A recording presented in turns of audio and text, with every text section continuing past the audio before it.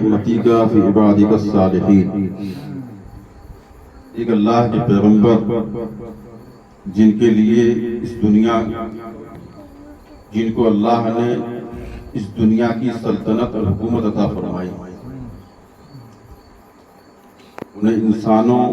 اور جناتوں کو بھی ان کا تابع بنایا، جنہیں پرندوں جانوروں کی بولیاں سکھائی۔ حضرت سلیمان علیہ السلام اتنے عظیم پیغمبر،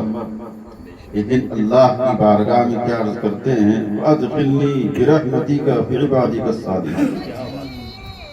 اے میرے اللہ،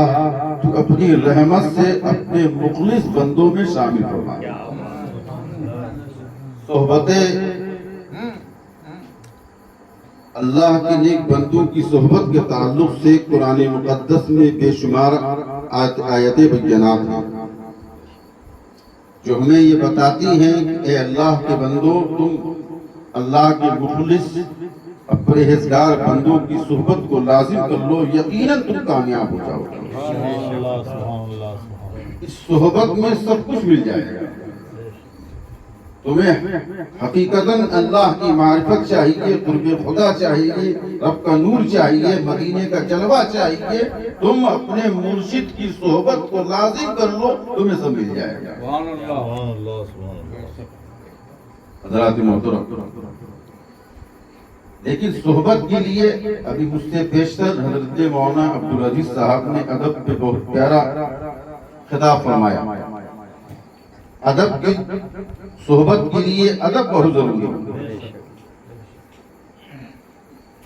لازم و ملزوم شے۔ ادب ہونا ہر حال میں ضروری ہے صحبت میں۔ ادب نہیں تو صحبت کامل نہیں ہوتی۔ صحبت سے کیا ملتی ہے؟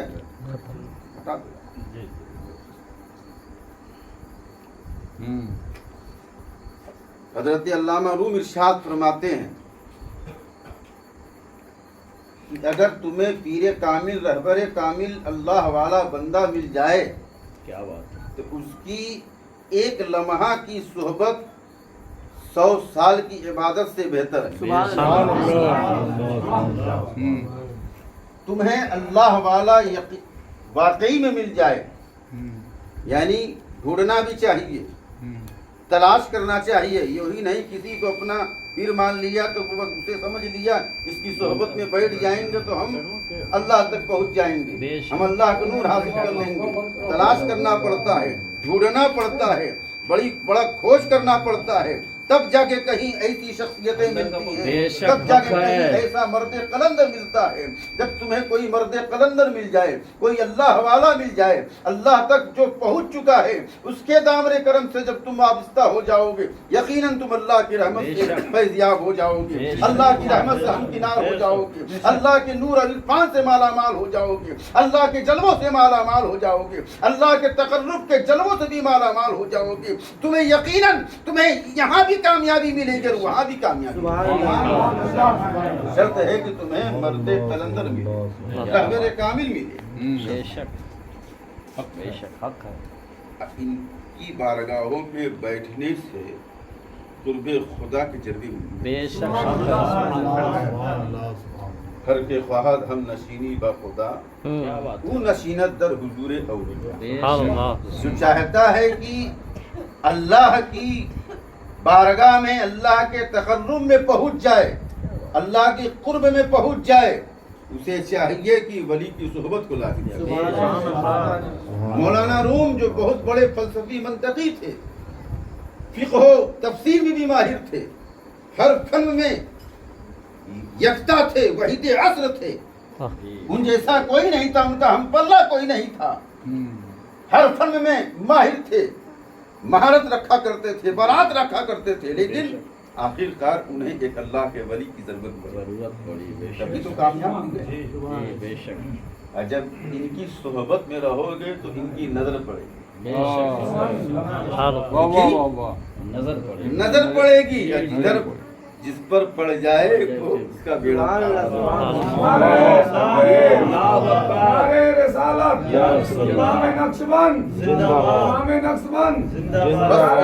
نظر پڑ جائے، اللہ والوں کی نظر پڑ جائے حضور سید ابو الخیرات کی نگاہ شیخ المشائخ پہ پڑی، وقت کے ابدال زمانہ بن گئے۔ بس نظر پڑ جائے، ان کی نظر کے طلبگار ہونا چاہیے، ان کی طلب کے آرزومند ہونا چاہیے، ان کی نظر کو تلاش کرنا چاہیے، ان کی طرف، ان کے رخ منور کی طرف متوجہ ہونا چاہیے۔ بس میرے آقا میری طرف متوجہ فرما لے، ایک نظر ڈال دیں، وہی ایک نظر تو ہمارے لیے سبحان اللہ بہت بڑی نعمت ہو جائے گی، بہت بڑی نعمت ہو جائے گی۔ اسی نظر کے تو ہم بھوکے ہیں۔ سبحان اللہ، ہمیں کیا کہتے ہیں؟ یہی تو روحانی غذا ہے۔ سبحان اللہ، کہتے ہیں العین حق، کیا بات ہے، نظر یہ حق ہے، نظر لگ جاتی ہے۔ لوگ مولانا صاحب کے پاس آتے ہیں، حضور ہمارے بیٹے کو نظر لگ گئی، میرے بیٹے کو نظر لگ گئی۔ تو نظر بد ہر ایک کو لگ جاتی ہے، یہ حدیث سے ثابت ہے۔ لوگ فلاں فلاں جگہ پہ دوڑ دوڑ کے جاتے ہیں کہ چلو حضرت کی بارگاہ میں گئے، وہاں فائدہ نہیں ملا، چلو فلاں حضرت کی بارگاہ میں چلے، چلو فلاں قاری صاحب کی بارگاہ میں چلے، فلاں مولانا صاحب کی بارگاہ میں چلے، ان سے دم کروا لیں گے تو جو نظر بد کے یہ شکار ہو گیا لڑکا، وہ ختم ہو جائے گی نظر۔ جس نظر میں نفرت ہے، جس نظر میں محبت نہیں، جس نظر میں برائی ہے، جس نظر میں دنیا بسی ہے، وہ نظر اگر کسی پہ پڑ جائے تو وہ نظر لگ جاتی ہے۔ تو کہو اہل عقیدت، سنو عقیدت والو، تم بھی کہو کہ نفرت والی نگاہ پڑ جائے تو وہ لگ جاتی ہے۔ میرا عقیدہ بولتا ہے جس کی نظر میں محبت ہے، جس کی نظر میں مربت ہے، جس کی نظر میں پیار ہے، جس کی نظر میں شفقت ہے، جس کی نظر میں اللہ کے نور کا جام ہے، اگر وہ پڑ جائے تو دنیا میں انقلاب پیدا ہو جاتا ہے، زندگی میں انقلاب پیدا ہو جاتا ہے۔ اگر وہ نظر پڑ جائے تو پھر رفتار ہو جاتا ہے۔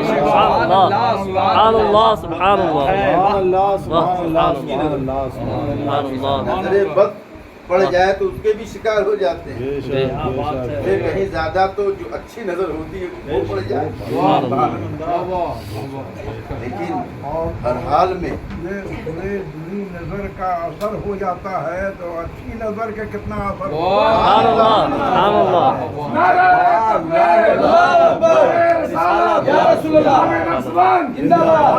بری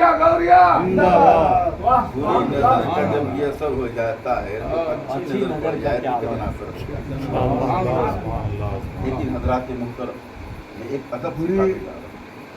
برے لوگوں کی نظر پڑتی ہے تو برا اثر پڑتا ہے، بیمار ہوتا ہے نا، اور جب اچھے لوگوں کی نظر پڑتی ہے تو جو بیماری ہوتی ہے وہ بھی ختم ہو جاتی ہے۔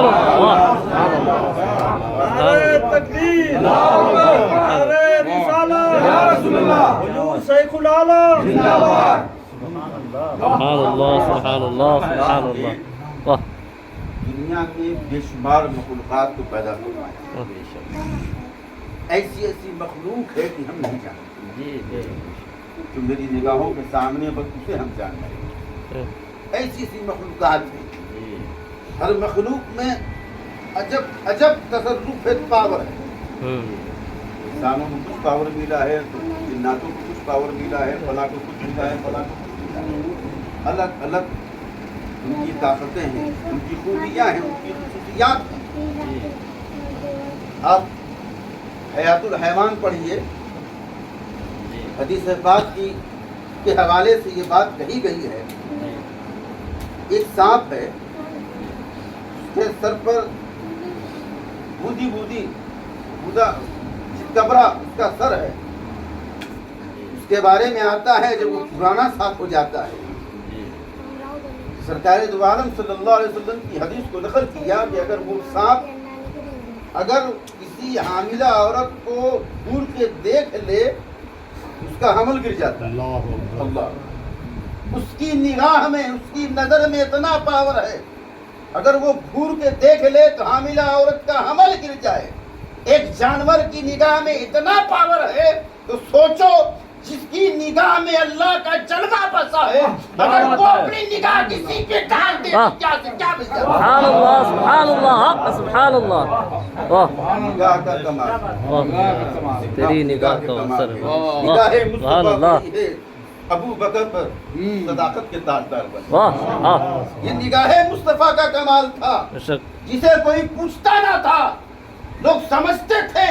ये तो काला है भट्टा है अजीब सूरत वाला है लेकिन आशिकों ने उसे अपना इमाम बना واہ سبحان اللہ निगाह मुस्तफा का कमाल है واہ अल्लाह सुभान अल्लाह लेकिन निगाह मुस्तफा के परवरदा कैसे थे वो निगाह मुस्तफा के परवरदा कैसे थे वो निगाह मुस्तफा से किस तरह फैज़याब हुआ करते थे वो आदाब भी मलहूज रखा करते थे मेरे नबी करीम सल्लल्लाहु अलैहि वसल्लम का दस्तरखान सजा हुआ है एक साहबी रसूल आते हैं मेरे आका ने कहा बैठ गया वो दीवाना बैठ गया मेरे आका ने कहा खाओ मैं भी खाता हूँ तुम भी खाओ ये सरकार के जलवों के जो अमीन होते हैं वही सिफात उन गुलामों भी आ जाती है वो अकेले नहीं खाते हैं वो अकेले दस्तरखान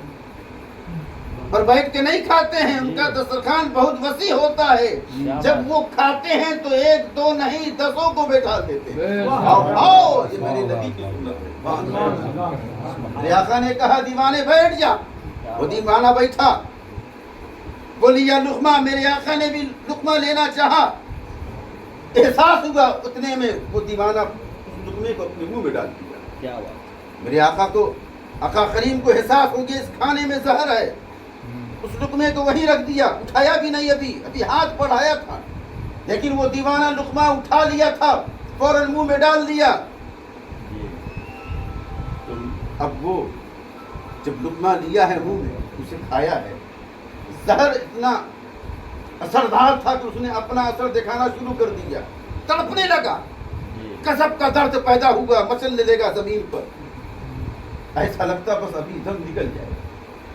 मेरे आका ने कहा वो अल्लाह के बंदे तुमने ये लुकमा क्यों खा लिया तुम्हें पता नहीं था कि हुजूर मुझे पता हो गया था लेकिन दस्तरखान से मैंने लुकमा उठाया था क्या बात है देखे अदब देखें ये दीवाने ऐसे होते हैं कि अदब मलहूद रहे चाहे जान रहे चाहे चली जाए लेकिन अदब का दामन न छूटे जान रहे चाहे चली जाए लेकिन अदब का दामन नहीं छूटने पाए मेरे आका ने कहा तुम्हें जब एहसास हो गया था तब तुमने लुकमा क्यों खा लिया है अर्ज करता है दीवाना या रसूल अल्लाह ये नबी का दस्तरखान है वहां से जो लुकमा उठा लिया जाता है अब उसे रखा नहीं जाता उसे फेंका नहीं जाता अब मौत आए तो नबी के सदक़े में आए अब हमें गवारा है मौत क्योंकि हम उस लुकमे को फेंक नहीं सकते अगर फेंक देंगे तो मेरी पूरी दुनिया बर्बाद हो जाएगी मेरा ईमान बर्बाद हो जाएगा कहीं अल्लाह ने इस अदा को नापसंद कर लिया तो मेरी पूरी जिंदगी का अमल खराब हो जाएगा इसलिए मेरे आका मैंने चाहा इसमें जहर है मुझे मालूम हो गया था उसके बावजूद में उस लुकमे को मैंने अपने पेट में ले लिया है इसलिए ले लिया है कि मेरा ईमान महफूज रहे ये नबी की बारगाह का अदब है नबी के दस्तरखान का अदब देखा आपने दीवाना कैसा है जान रहा है कि जहर है लेकिन उस लुकमे को उठाया तो उसे वापस नहीं रखा मेरे आका ने कहा उस लुकमे को फेंक देता लेकिन नहीं कैसे फेंक देता ये आपकी बारगाह के लुकमा है ये आपकी बारगाह के लुकमा है कैसे फेंक दूं अगर मैं फेंक दूं कहीं अल्लाह को नागवार लग गया तो मुझे जन्नत से फेंक देगा देखा अल्लाह ने हमें अपने हबीब सल्लल्लाहु अलैहि वसल्लम के सदक़े हमें एक बेहतरीन सिलसिला अता फरमाया बेहतरीन मशाइख अता फरमाए बेहतरीन पीर अता फरमाया हम उस पीर की बारगाह के अदब को मलहूज रखें उनकी निगाहों के जलवों से मालामाल होते रहें बस उनकी निगाहों के हम तलबगार रहें उनकी नजर पड़ती जाएगी किस्मत के सितारा बुलंद होता चला जाएगा अस्तगफिरुल्लाह रब्बी मिन कुल्लि ज़ंबि व अतूबु इलैह अस्सलामु अलैकुम व रहमतुल्लाहि व बरकातुहू तुम भी पढ़ लो